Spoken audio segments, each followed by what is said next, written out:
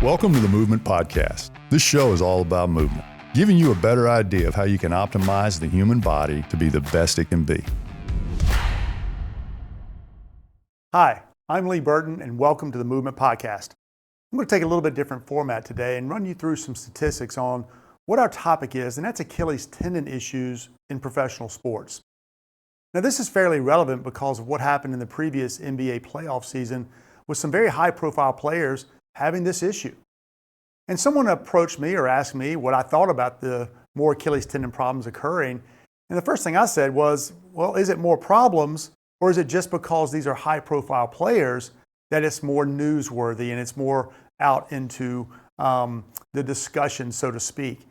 So Gray and I started discussing it, and I went back and we did the research. And sure enough, the research does support the fact that there are more Achilles tendon ruptures specifically than in previous seasons, and at quite an alarming rate or trend. 8 Achilles tendon ruptures occurred in this past NBA season. Historically, from 1990 to 2023, there was on average 1.4 per year, compared to 8 this past season. The previous record was 5. So we can see that there's definitely a trend in the wrong direction as it relates to these Achilles tendon problems. But what are some of the factors we might want to discuss? Well, is it high intensity play, speed, agility, explosive? The game schedule, overuse, maybe fatigue. Something I found interesting, low top shoes actually increase Achilles tension by approximately 10%. Players obviously competing with prior injuries. And then one of the other interesting facts, maybe players are playing a little bit later, into the late 30s. That could be another contributing factor to this. One of the other things is, how does this relate to other sports? Well, in the NFL, it's the same trend. Going from 2019 to 2022, it goes from 11 to 17 to 24. In soccer, similar things. You're getting tendon overload. Tennis, aging players, higher volume. There's more stress on these tendons. CrossFit, rugby. So a lot of these other sports, baseball, pitchers showing increased tendon strain. So Achilles tendon and tendons are having a little bit more of an issue upon them in other pro sports, not just the NBA. So we're seeing a problem here that we can discuss and try to make sense of this in our own FMS way. So common themes across all sports: increasing performance demands, longer careers. Again, I think that's something we definitely need to be considering. Overtraining, shorter recovery. A key factor, I believe, is potentially early sports specialization.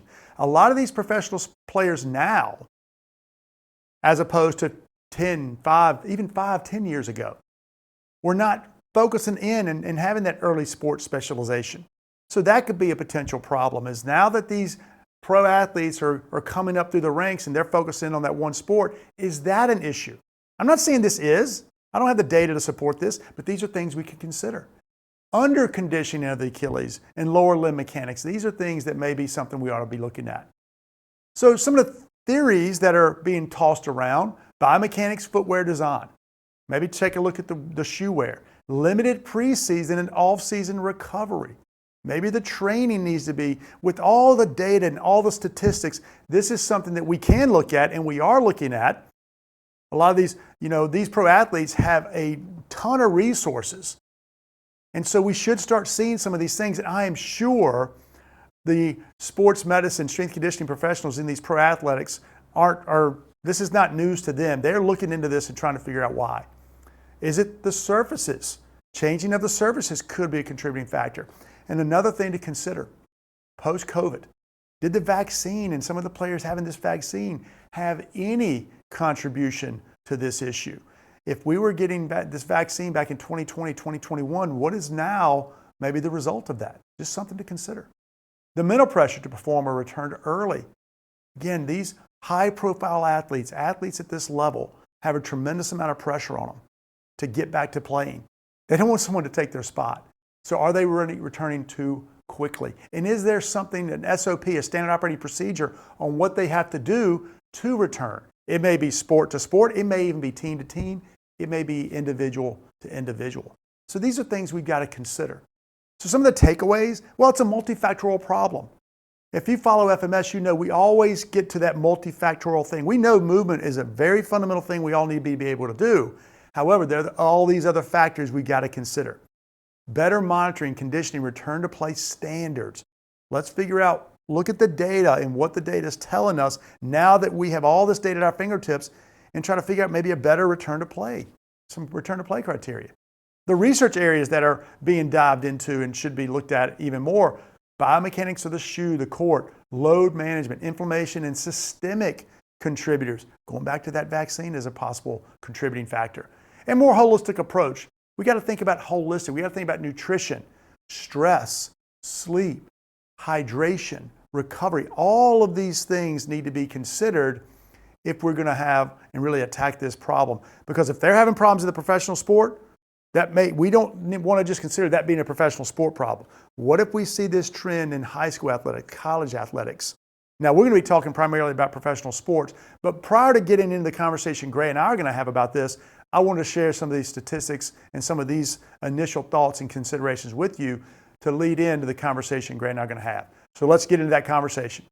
Thanks for joining us on another episode of the Movement Podcast. Today, I want to talk about Achilles tendon ruptures and injuries.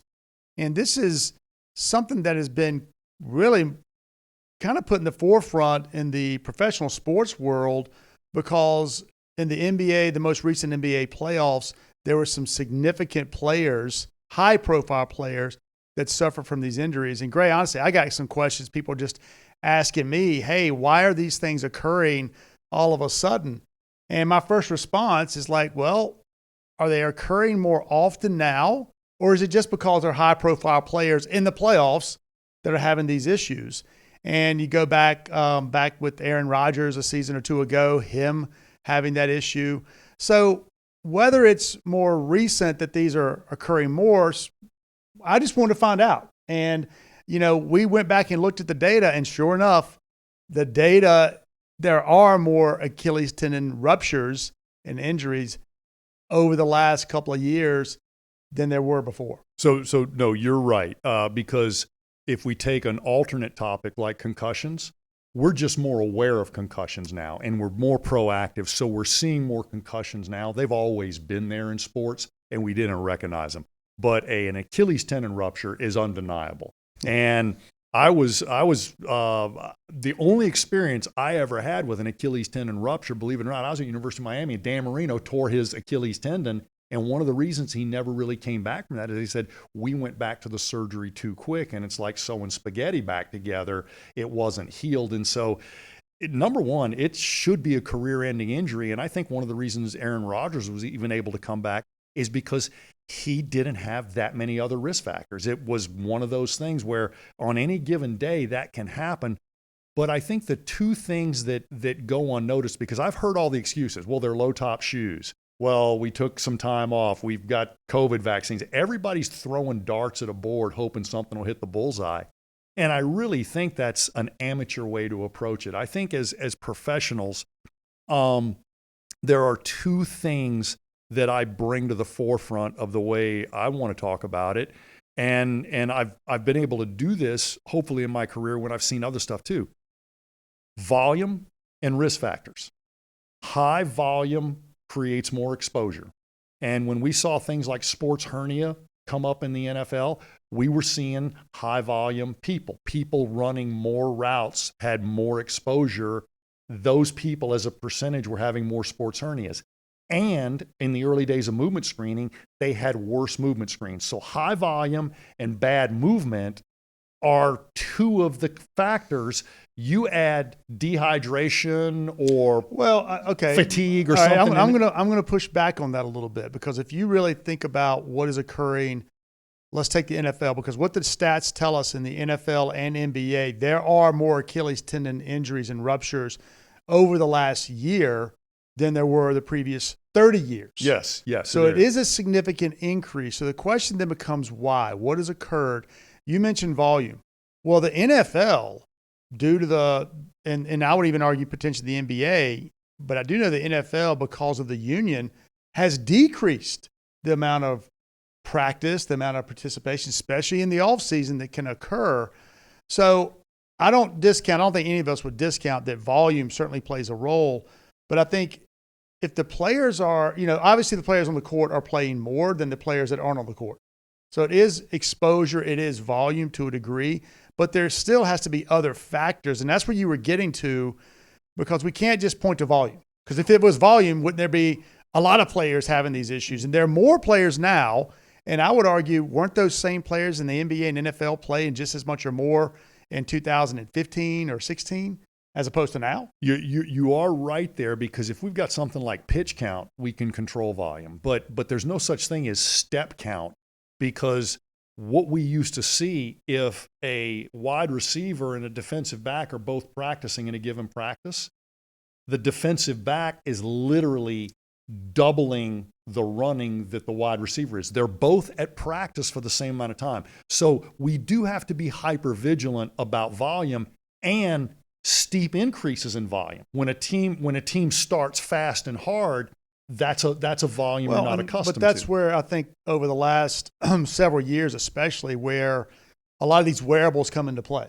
Mm-hmm. So you can monitor volume, because the research is pretty clear. Once you get to a certain point, your statistics for injury are significantly elevated when you look at that volume. So I think in a lot of situations, they're monitoring that using wearables, because really what you're getting to is making sure that you recover for an appropriate amount of time.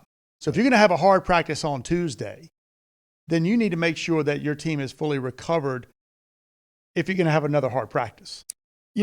And I don't mean to beat a dead horse, but the way we got better with concussions is by doing all the impact screening before you get a concussion, so we got a baseline to go back to. Ever since we introduced the movement screen, if you don't do anything with the data of the movement screen but still have a pre-injury movement screen, what you will see, and what has been vetted more often than not, is people with low movement screens and equal exposure usually have more musculoskeletal issues than people who don't. Now, I said equal exposure. So two people given the same volume, same reps, the movement dysfunction person is going to be compromised more. And people don't look at it that way. People have always thought we're nitpicking movement. There is a break point. If you have this much movement dysfunction, it's like having this much hypertension or this much atherosclerosis. It is a hard risk factor, and you're in a different statistic. But it's still, we talk about injuries, and we've been trying to work towards injury prevention, reducing injuries, which is the main reason we introduced the functional movement screen 20 some years ago. And Gray, it wasn't just us to say, hey, we want to be able to predict injury. That was never the goal. The goal for putting the movement screen out there was to try to provide you as a professional, you as a high school football coach, ideas on what the person should or should not be doing during their training in the weight room. And I think you and I were even surprised with our initial movement screening batch, because we just added it as part of the pre-participation physical. And what is that done for? It's done for player safety. So if we find that a kid's a diabetic, asthmatic, or hypertensive on that physical, we hold them back and get that squared away. You and I said, let's add the movement screen station. And we didn't really have a lot of data, but the one thing I think everybody agreed on is kids that can't do these movements without pain need to be looked at. Well, that's part of what I think we're seeing, getting it back to Achilles tendon ruptures and the issue we're seeing recently over the past couple of years in these pro sports is, what other baggage do they come to the table with? What other risk factors? And let's be honest, we're kind of throwing darts at a board here. Nobody's going to be able to say this is exactly what's going on and this is exactly why this person. But I think if we start looking at trends, and that's how we need to look at something like this. What is the trend telling us? And we know, and I think nobody would disagree, the more problems you have, the more likely you are to have a problem. So the first thing that, if we're going to look at this, the more baggage you bring to a relationship, the worse the relationship's exactly. going to be, and I don't even need to know who the other person is. Right. I mean, if you're going home and you had a bad day at the office and you got this and that going on, it's going to be some issues at home. But I think, as a professional, if I'm in the professional sports world, I want to look at all these people and say, okay, what are the common things that these people had? What was it? A lack of dorsiflexion? Was it the fact that these players had previous ankle injuries? what are some of those things? I mean, when you look at what people are speculating, you go into, different playing styles. You mentioned high top shoes versus low top shoes. You go into, hydration. You go into all those are contributing factors. They are. How many of these players had some of those issues? Right. And that's where I'm glad you brought that up, because a lot of people are, like I said, throwing darts. When they started talking about the NBA, because that's where we saw all these ruptures really make the news at the first time, people started questioning the surface and the shoes. You made the point, it's happening in football too. So those are two different shoes, two different sports. So yes, is there something there? Of course there is, because if you had the previous movement screen, balance screen, dorsiflexion, state of recovery data on all the players, what you would see is different people are getting these tears for different reasons. And that's the point. I Yep. think that's the main maybe takeaway is by taking the time up front to collect the right data. Yep. At minimum, what is the minimum amount of data we need in order to, one, train them effectively, make sure they are setting themselves up for success, becoming resilient, but reducing injuries, all the things we want to do. What's that minimum amount of data? We know, you mentioned it, ankle dorsiflexion, balance. Obviously, we want to capture movement. Let's be honest, it should be part of the baseline testing. I think at this point, especially in professional sports, it should be done. Now, whether you want to throw a camera on there and collect all the different ranges of motion, if you can do that, great. That's just more data. But I think if you don't have that baseline data, you can't go back and look to see what are some of the things that we can now look at to say, this may be why these handful of players, or this is why the trend now is, more Achilles tendon injuries. All right, let's take a quick break here to tell you about Simeo. Simeo is our holistic wellness platform designed to give you the tools and resources to assess, manage, and improve your clients' and patients' overall health and wellness. Go to Simeo.com to sign up for a free trial today. That's SYMMIO.com.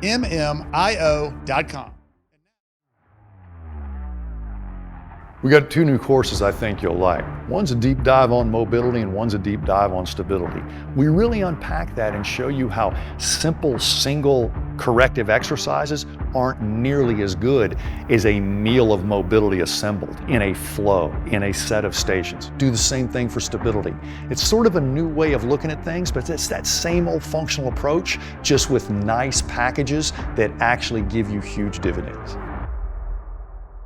Let me give you one. Of the last 20 seasons of pro sports, more than 15 of those seasons, I've had my hands on pro athletes in at least two different sports. Somehow, some way, I'm at a team, somebody's here, and I have been overwhelmed by how many people who've been checked out normal, have a shoulder problem, have a low back problem, whatever, literally have dorsiflexion impingement on one side.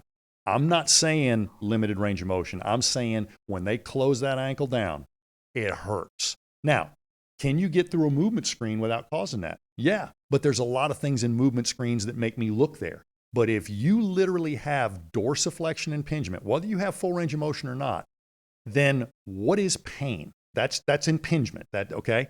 Pain is a signal of disharmony.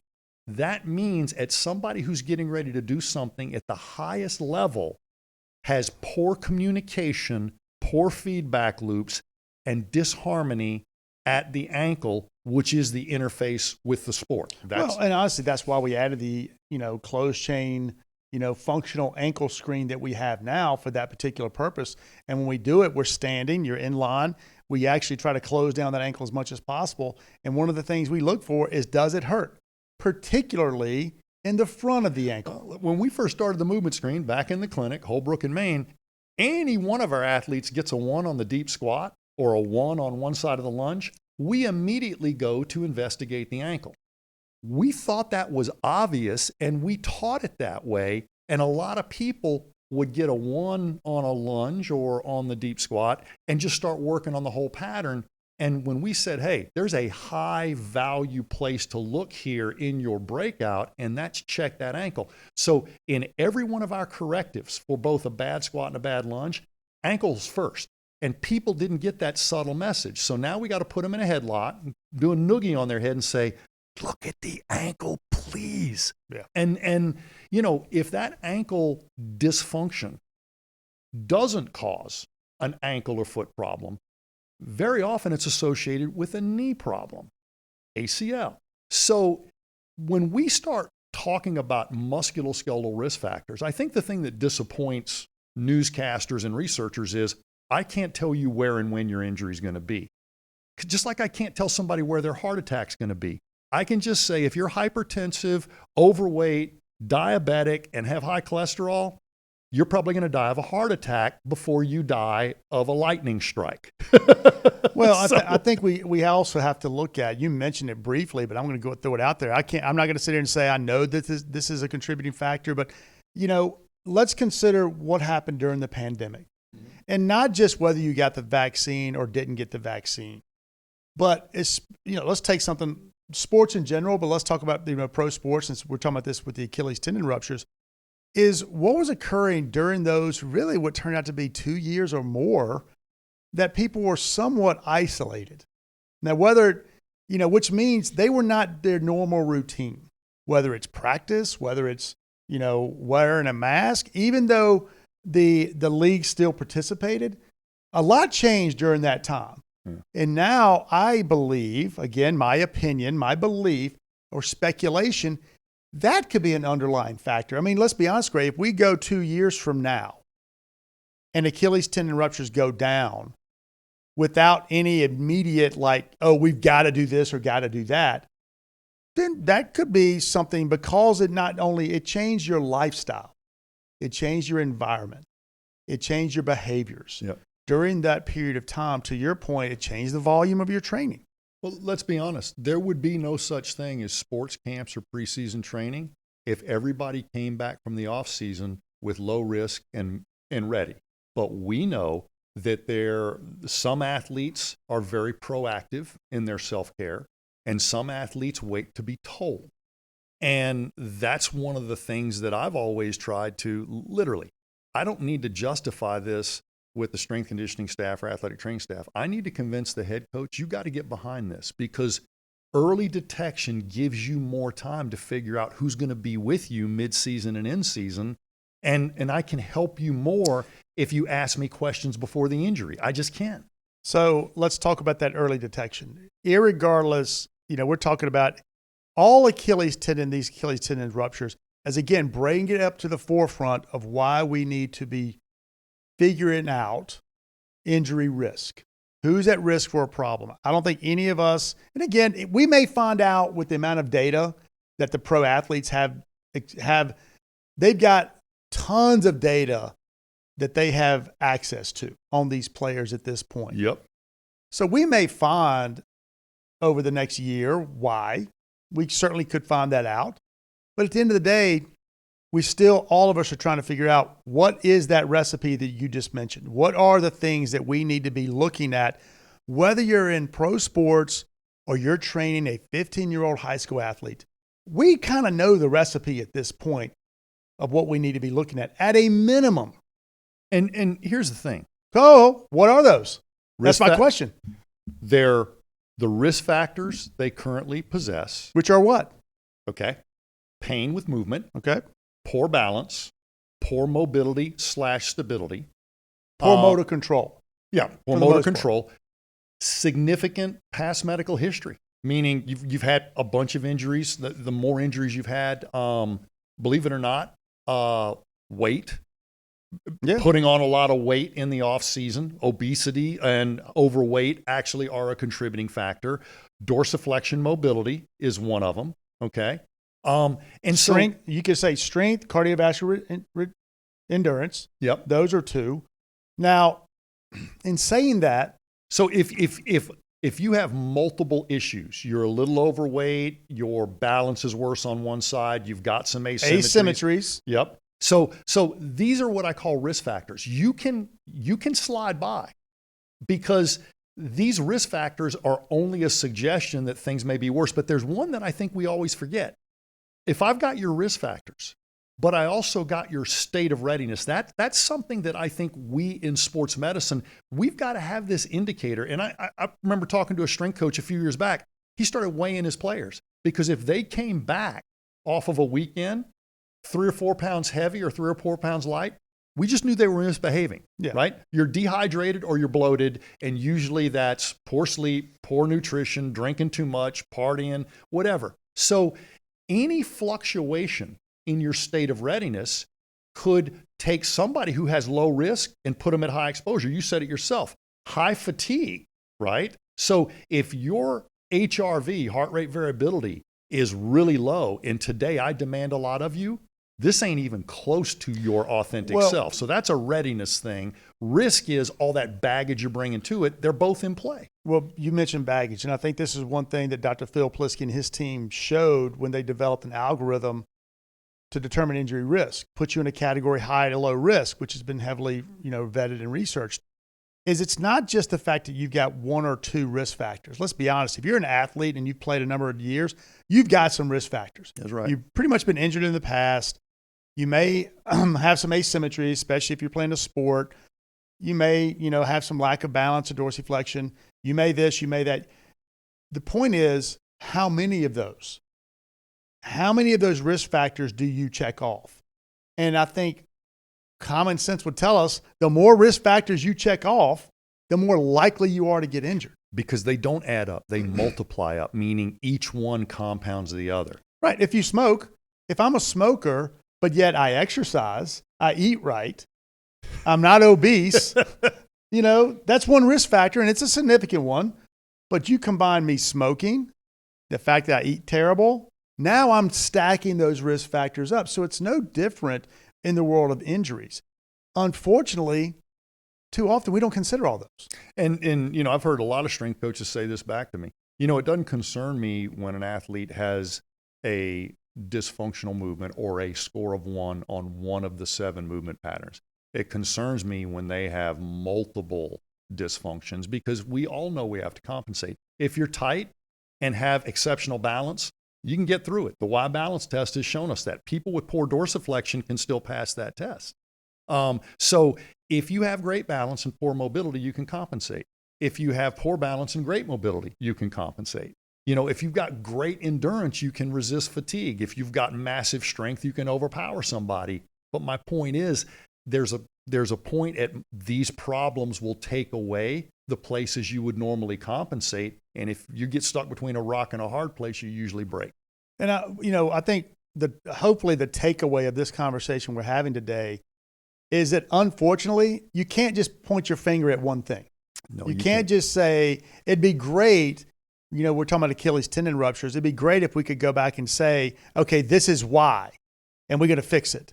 Well, unfortunately, it's going to be hard to, even with all the data we're collecting, because I will guarantee you these type of professional athletes, they have all of the right things at their fingertips to do, meaning they've got resources, they got all the resources to make sure they're healthy, make sure they're not going to get injured, all the resources, but they're still getting hurt. So if they knew the magic bullet or trick, we would have less injuries, but we're not. So I think it's still going back to, we can't just say that it's this, or this. We've got to look at it all. And honestly, the main things we need to be looking at are things we talked about. And then, of course, how many of those things do you have? And then address them. Some things you can't address. Right. When the last few pro teams I've worked with, we sort of have a huddle around what we want to accomplish. And I go to the whiteboard and I do this time and time again. Awareness, protection, correction, development. Are we aware of the risk that this current person has? And are they aware? And have we prioritized that risk? So if I've got a little bit of shoulder tightness and ankle mobility restriction, statistically speaking, the ankle's more important. Okay. So we just, that goes in front of shoulder mobility. Okay. I just make that decision. Now, if we're aware of the potential problems that we don't have to have and we can do something about, then before I go try to fix those things, is there anything we're currently doing that's going to make those worse? And if we've got poor sleep and hydration habits, or they're doing the wrong warm-up or workout, let's quit doing that. Just a lot of runners don't run that much. Limit your volume. That's one of the problems right there. So protection is something are you willing to stop doing something that we know makes this worse or potentially compounds the problem? And until we have that discussion, I withhold my corrective. I withhold my magic bullet or my solution, because if you're not willing to play if you've got lung cancer and the solution is this, but you're still going to smoke, there's only so much we can do. Yeah. Put down the cigarettes. Apparently God didn't put me in your path to help you because you're not listening to me. But no. So I used to do that. I used to be the guy that as soon as I found the problem, I would try to do the corrective. No. Right now, I want to make sure we all agree in this team meeting with the athlete, these are the attack points we got to do. Now, let's remove burdens that are unnecessary. That guy doesn't need to be doing that lift. Yeah, I know it's in your playbook, right? But I've pulled a lot of athletes off of squats and put them on deadlifts simply so they don't get worse, right? Their squats do things for you that deadlifts won't do, but I can keep your hips and legs strong either way and not compound a problem with one of those lifts, and the other one exposes you to bad mechanics. Now, once we are aware of the problem and the metric, and we have a feedback loop, and we're doing less bad behavior, why don't we focus and double down on ankle mobility or T-spine rotation or mitigating the asymmetry? But I don't stop there, because this sounds like correctives for life, and that's what a lot of people hear.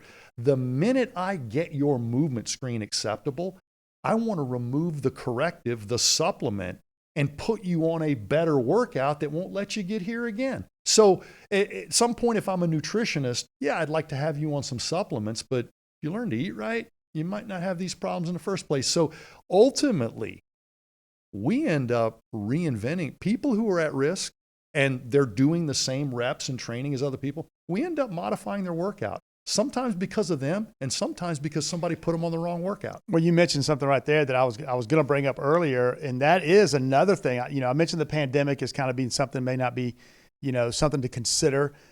I mean, this day and age, people are really more in tune with their diet, but they're also adding supplements and other things to their diet, especially in pro sports. I'm not going to go down the route of saying, steroids or whatever.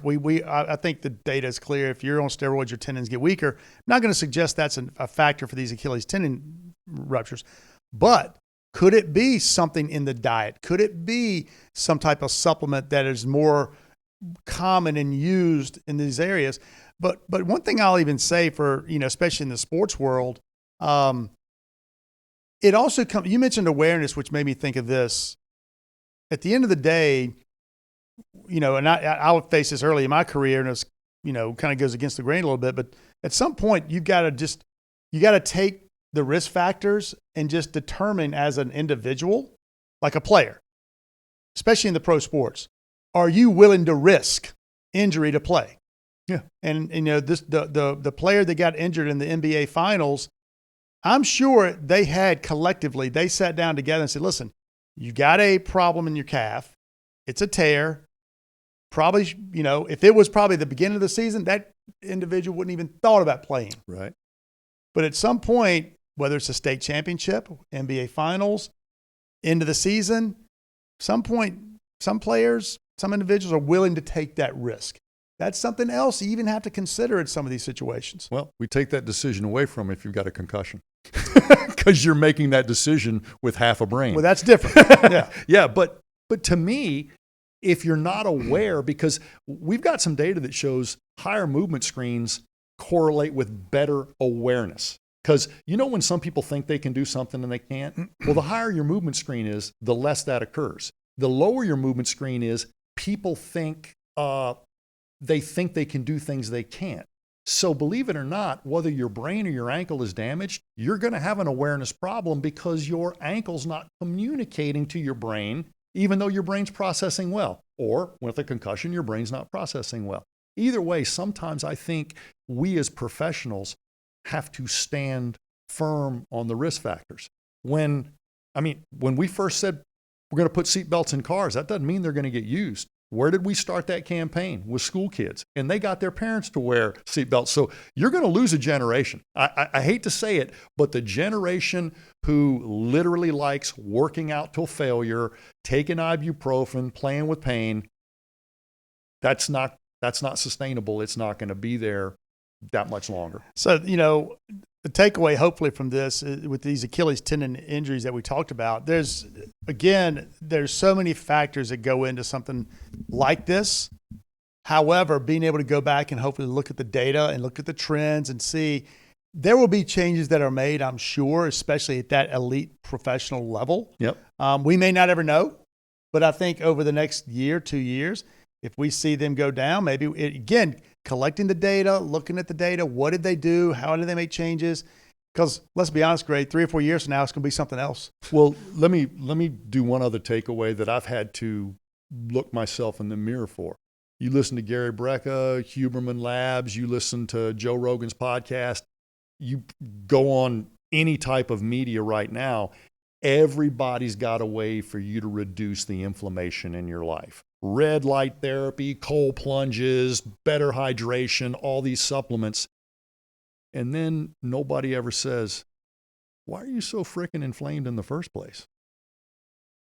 Because sleep, nutrition, hydration, normalize your weight, normalize your movement seems to reduce a lot of this. So if you've got bad habits, if you light fires and then put them out, that doesn't necessarily gain you anything. So the first thing you got to ask yourself is, yes, I'm glad we've got all these ways to mitigate inflammation. You're not running marathons, right? And you don't have to do CrossFit every day. So just creating inflammation and putting out the fire does damage tissue over time. And so I'm glad we've got ways to mitigate inflammation. But if you constantly find that you can't work out with foam rolling, or if you miss your cold plunge, you're done, then maybe you're creating more inflammation. So it's great that we can manage it, but go upstream. You're your own problem most of the time. And I am my own problem most of the time. Right. And it's not hard at this point. There's ways to check the 10 to 15 risk factors that we know create musculoskeletal problems. It's pretty easy to check those things. We have a tool, the functional movement screen. We've got a self screen that you can use that are all pretty simple. But again, how many of those problems do you have? Take away a few. Take away a few. I taught myself this in the early days. I thought the movement screen was something that I needed to fix. So you got a bad movement screen, Gray Cook's going to come with a corrective or a suggestion or whatever. And then I played an experiment with myself. I got some people who were highly motivated, working out, doing almost too much. And I would say, listen, I'm not going to add anything. As a matter of fact, I'm going to take away 3 things. I'm just going to let you cool off. Not only did they feel better, they gained points on movement. So wait a second. You told me to rest and recover, and I moved better. My balance got better. Yeah, that meant you were putting an unnecessary burden on you. So I didn't add anything. I learned to start taking away, and it makes perfect sense because we do it with pitchers. There's a pitch count, and we've learned not to cross that line because if you do, bad things happen.